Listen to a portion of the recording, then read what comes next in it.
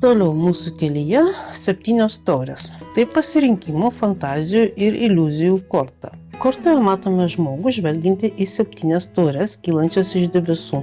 Kiekviena iš jų siūlo kažką skirtingo. Tai turtai, pergalė, aistra ar išmintis ir keli kiti dalykai. Tačiau debesis rodo, kad visos šios galimybės gali būti tik vaizduotės vaisius. Ši korta pasirodo tada, kai turime per daug pasirinkimų ir būna sunku susikoncentruoti.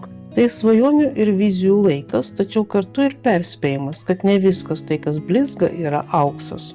Galite pasiklysti savo troškimuose ir nieko nepasirinkti. Taurių 7 moko mus atskirti realybę nuo iliuzijų. Tai korta apie tai, kad reikia nustoti svajoti ir pradėti veikti.